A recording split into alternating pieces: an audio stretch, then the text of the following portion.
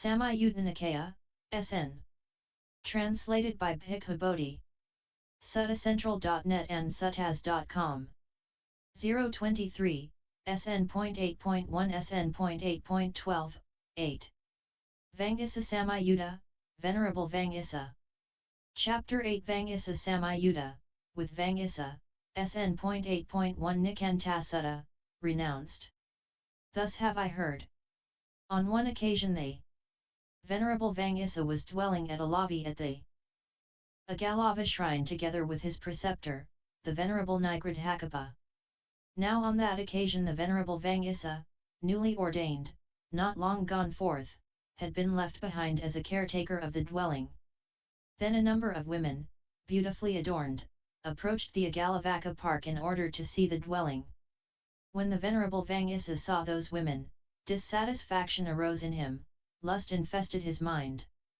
Then it occurred to him, it is a loss for me indeed, it is no gain for me. It is a mishap for me indeed, it is not well gained by me, that dissatisfaction has arisen in me, that lust has infested my mind. How could anyone else dispel my dissatisfaction and arouse delight? Let me dispel my own dissatisfaction and arouse delight by myself. Then the Venerable Vangisa, having dispelled his own dissatisfaction and aroused delight by himself, on that occasion recited these verses. Alas, though I am one who has renounced, gone from home into homelessness. These thoughts still run over me, impudent thoughts from the Dark One. Even if mighty youths, great archers, trained men, masters of the bow, 1,000 such men who do not flee should surround me on all sides. And if women were to come here still more numerous than this, they would never make me tremble, for I stand firmly in the Dhamma. I have heard this as a witness from the Buddha, kinsman of the sun. The path leading to Nibbana, that is where my mind delights. If, while I am dwelling thus, you approach me, evil one, I will act in such a way. 0 Death, that you won't even see my path. Enticed by the sight of beautiful women, the newly ordained monk Va.G.Sa dispels desire and celebrates his commitment to the spiritual path in verse. SN.8.2 Arati Sutta, Discontent. On one occasion the Venerable Vangisa was dwelling at Alavi at the Aggalava Shrine together with his preceptor, the Venerable Nigrodhakappa. Now on that occasion, when the Venerable Nigrodhakappa returned from his alms round, after his meal he would enter the dwelling and would come out either in the evening or on the following day. Now on that occasion dissatisfaction had arisen in the Venerable Vangisa, lust had infested his mind.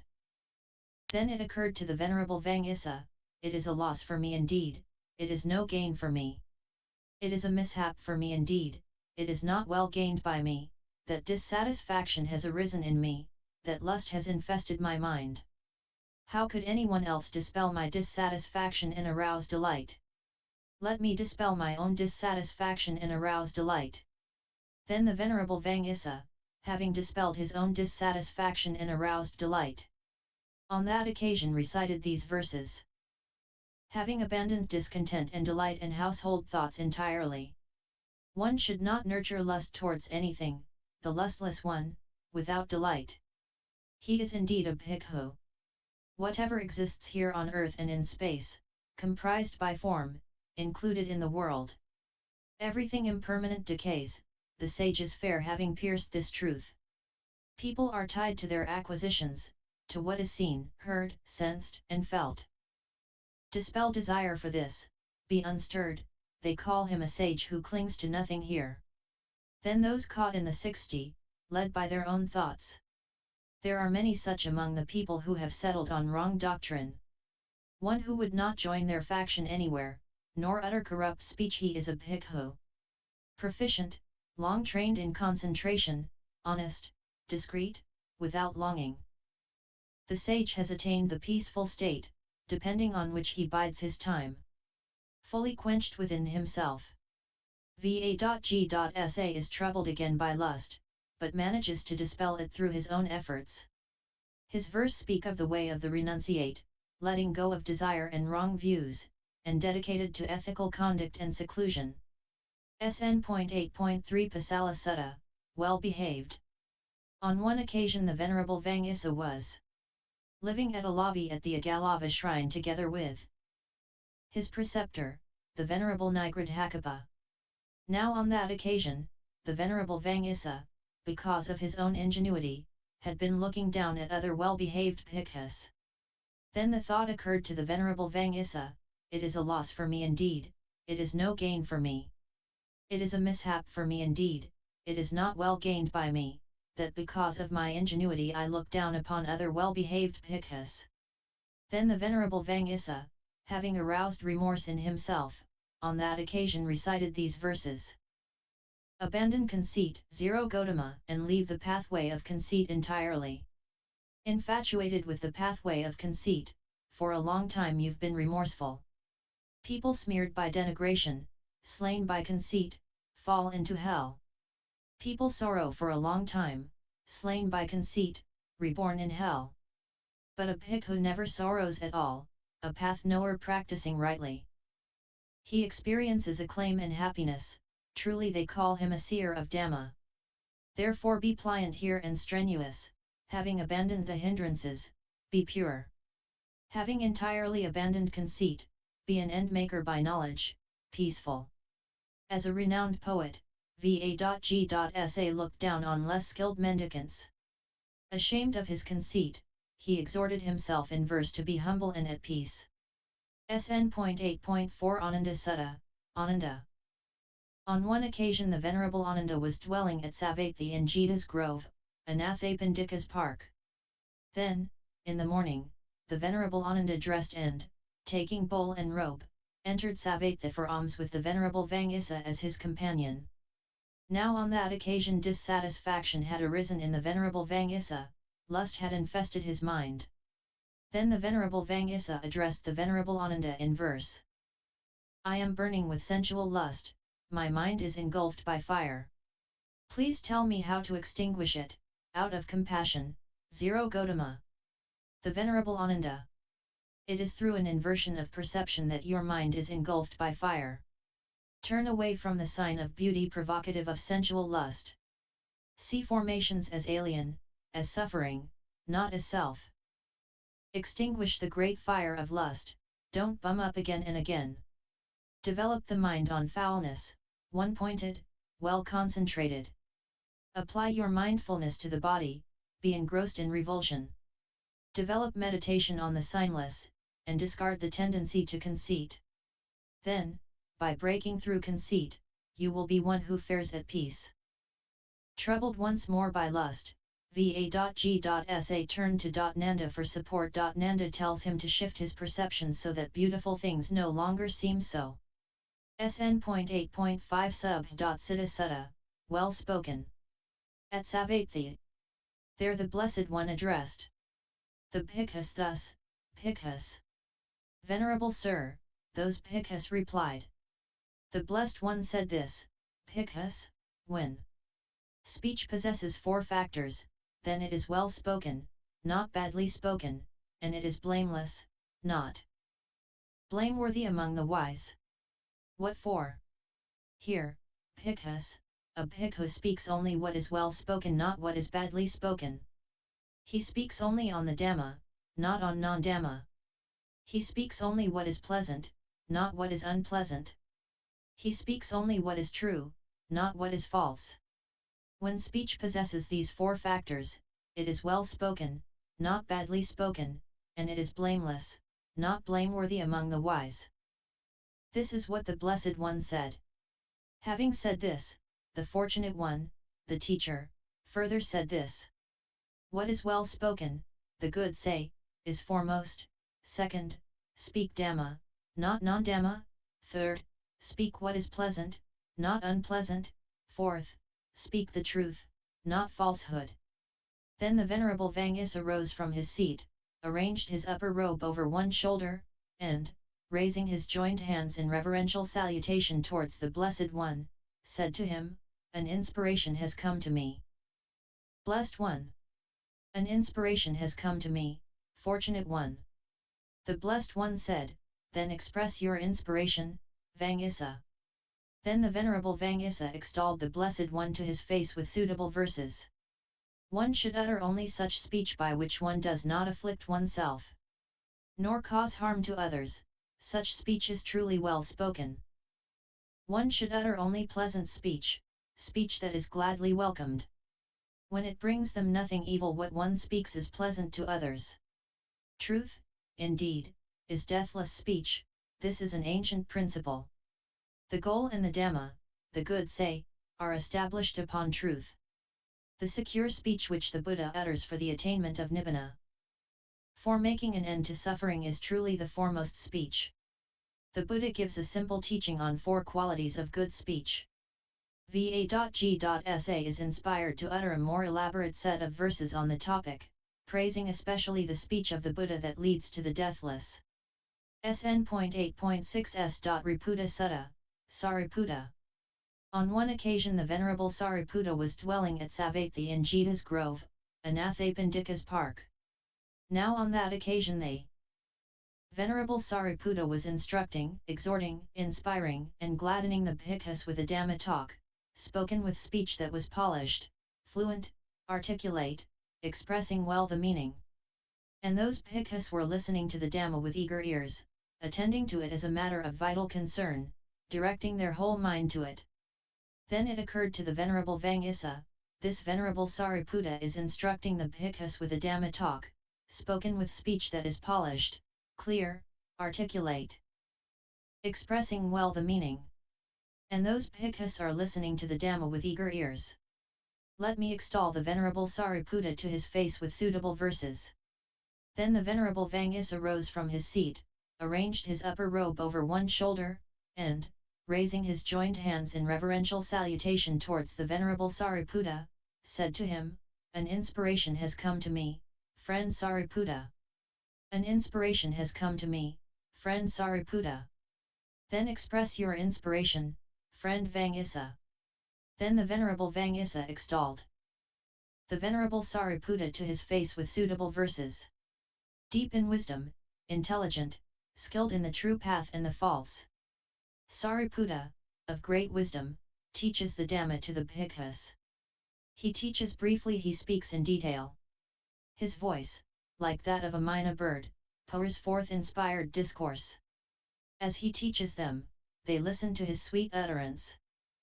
Uplifted in mind, made joyful by his delightful voice, sonorous and lovely, the bhikkhus incline their ears. Seeing S.Riputta speak on the Dhamma, and the rapt attention of the SA.Ga, Va.G.Sa comes out with verses in his praise.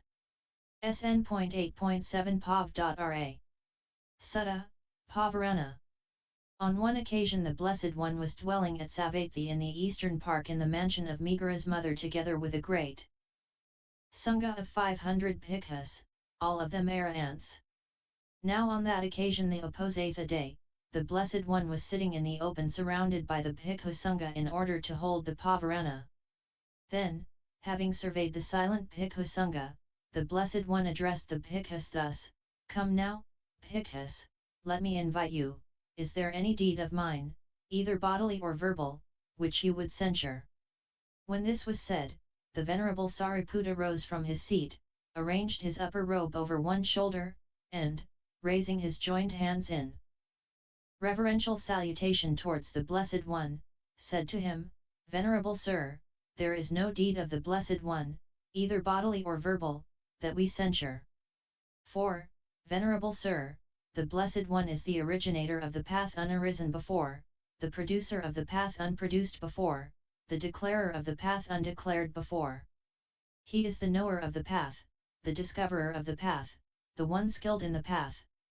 And his disciples now dwell following that path and become possessed of it afterwards. And I, Venerable Sir, invite the Blessed One, is there any deed of mine, either bodily or verbal, which the Blessed One would censure?" "There is no deed of yours, Sariputta, either bodily or verbal, that I censure. For you, Sariputta, are wise, one of great wisdom, of wide wisdom, of joyous wisdom, of swift wisdom, of sharp wisdom, of penetrative wisdom. Just as the eldest son of a wheel-turning monarch properly keeps in motion the wheel of sovereignty set in motion by his father, so do you, Sariputta, properly keep in motion the wheel of Dhamma set in motion by me. If, Venerable Sir, the Blessed One does not censure any deed of mine, bodily or verbal, does he censure any deed, bodily or verbal, of these 500 bhikkhus? There is no deed, Sariputta, bodily or verbal, of these 500 bhikkhus that I censure. For of these 500 bhikkhus, Sariputta, 60 bhikkhus are triple knowledge bearers, 60 bhikkhus are bearers of the 6 direct knowledges, 60 bhikkhus are liberated in both ways, while the rest are liberated by wisdom.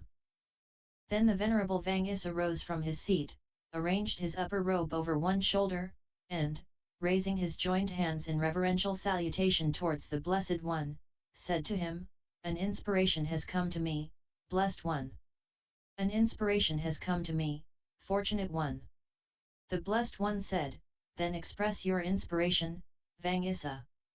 And LT 413 and GT. Then the Venerable Vangisa extolled the Blessed One to his face with suitable verses. 500 bhikkhus have gathered today, the 15th day, for purification. Untroubled seers who have ended renewed existence, who have cut off all fetters and bonds. Just as a king, a wheel-turning monarch, accompanied by his ministers, travels all over this mighty earth bounded by the deep dark ocean, so they attend on the victor in battle, the unsurpassed caravan leader. The disciples bearing the triple knowledge, who have left death far behind. All are true sons of the Blessed One, here no worthless chaff is found. I worship the kinsman of the sun, destroyer of the dart of craving. On the Pavaradhata day at the end of the rain's retreat, the Buddha invites the SN.8.1 to admonish him. But not only is the Buddha faultless, so are all the 500 monks present. Virginia Giza is inspired to utter a elaborate praise of the Buddha. SN.8.1 Parosa Hasa Sutta, over 1,000. On one occasion the Blessed One was dwelling at Savatthi in Jita's Grove, Anathapindika's Park, together with a great Sangha of bhikkhus, with 1,250 bhikkhus. Now on that occasion the Blessed One was instructing, exhorting, inspiring and encouraging the bhikkhus with a Dhamma talk concerning Nibbana. And those bhikkhus were listening to the Dhamma with eager ears, attending to it as a matter of vital concern, directing their whole mind to it. Then it occurred to the Venerable Vangisa, this Blessed One is instructing the bhikkhus with a Dhamma talk concerning Nibbana. And those bhikkhus are listening to the Dhamma with eager ears. Let me extol the Blessed One to his face with suitable verses. Then the Venerable Vangisa rose from his seat, arranged his upper robe over one shoulder, and, raising his joined hands in reverential salutation towards the Blessed One, said to him, "An inspiration has come to me, Blessed One. An inspiration has come to me, Fortunate One. Then express your inspiration, Vangisa." Then the Venerable Vangisa extolled the Blessed One to his face with suitable verses. Over 1,000 bhikkhus here attend upon the Fortunate One, as he teaches the dust-free Dhamma, Nibbana inaccessible to fear. They listen to the stainless Dhamma taught by the perfectly enlightened One. The enlightened One indeed shines honored by the Bhikkhu Sangha. O Blessed One, your name is Naga, the best seer of the seers. Like a great cloud bearing rain you pour down on the disciples. Having emerged from his daytime abode from a desire to behold the teacher, your disciple Vangisa, O great hero, bows down in worship at your feet. Had you already thought out these verses, Vangisa, or did they occur to you spontaneously? I had not already thought out these verses. Venerable Sir, they occurred to me spontaneously. In that case, Vangisa, let some more verses, not already thought out, occur to you. Yes, Venerable Sir, the Venerable Vangisa replied. Then he extolled the Blessed One with some more verses that had not been previously thought out. Having overcome the deviant course of Mara's path, you fair having demolished barrenness of mind. Behold him, the releaser from bondage, unattached, dissecting into parts. For the sake of leading us across the flood you declared the path with its many aspects. The seers of Dhamma stand immovable in that deathless declared by you. The light maker, having pierced right through, saw the transcendence of all stations. Having known and realized it himself, he taught the chief matter to the 5.5. When the Dhamma has been so well taught, what negligence is there for those who understand it? Therefore, living diligent in the Blessed One's teaching, one should always reverently train in it. Seeing the Buddha speak on the Dhamma, and the rapt attention of the sa.ga, va.g.sa comes out with verses in his praise. When asked if the verses were spontaneous, he replies that they were, and the Buddha invites him to speak further. SN.8.1 Koana Sutta, Koana. On one occasion the Blessed One was dwelling at Rajagaha in the bamboo grove, the squirrel sanctuary. Then the Venerable Anakandana, after a very long absence, approached the Blessed One, prostrated himself with his head at the Blessed One's feet, kissed the Blessed One's feet, stroked them with his hands, and announced his name thus: I am Kandana, Blessed One. I am Kandana, Fortunate One. Then it occurred to the Venerable Vangisa, this Venerable Anakandana, after a very long absence, has approached the Blessed One, kisses the Blessed One's feet, strokes them with his hands, and announces his name. Let me extol the Venerable Anakandana in the Blessed One's presence with suitable verses. Then the Venerable Vangisa rose from his seat, arranged his upper robe over one shoulder, and, raising his joined hands in reverential salutation towards the Blessed One, said to him, An inspiration has come to me, Blessed One. An inspiration has come to me, Fortunate One. Then express your inspiration, Vangisa. Then the Venerable Vangisa extolled the Venerable Anakoi, .9 of Ifaya in the Blessed One's presence with suitable verses. Enlightened in succession to the Buddha, the elder Kandana, of strong endeavor, is one who gains pleasant dwellings, one who often gains the seclusions. Whatever may be attained by a disciple who practices the Master's teaching, all that has been attained by him, one who trained diligently. Of great might, a triple knowledge man, skilled in the course of others' minds. Kandana, a true heir of the Buddha, pays homage at the teacher's feet. Ankoana, the very first disciple to realize the Dhamma, comes to visit the Buddha. After long in seclusion, inspired, va.g.sa speaks verses in his praise. SN.8.10 Magal.na Sutta, Mag Alana. On one occasion the Blessed One was dwelling at Rajagaha on the black rock on the Isagili slope, together with a great sangha of bhikkhus, with 500 bhikkhus all of whom were arahants. Thereupon the Venerable Mahamajalana searched their minds with his own mind and saw that they were released, without acquisitions. Then it occurred to the Venerable Vangisa, the Blessed One is dwelling at Rajagaha on the black rock on the Isagili slope. Thereupon the Venerable Mahamajalana has searched their minds with his own mind and seen that they are released, without acquisitions. Let me extol the Venerable Mahamajalana in the Blessed One's presence with suitable verses. Then the Venerable Vangisa rose from his seat, arranged his upper robe over one shoulder, and, raising his joined hands in reverential salutation towards the Blessed One, said to him, An inspiration has come to me, Blessed One. An inspiration has come to me, Fortunate One. Then express your inspiration, Vangisa. Then the Venerable Vangisa extolled the Venerable Mahamajalana in the Blessed One's presence with suitable verses. While the sage is seated on the mountain slope, gone to the far shore of suffering, his disciples sit in attendance on him, triple knowledge men who have left death behind. Mag Alana, great in spiritual power, encompassed their minds with his own.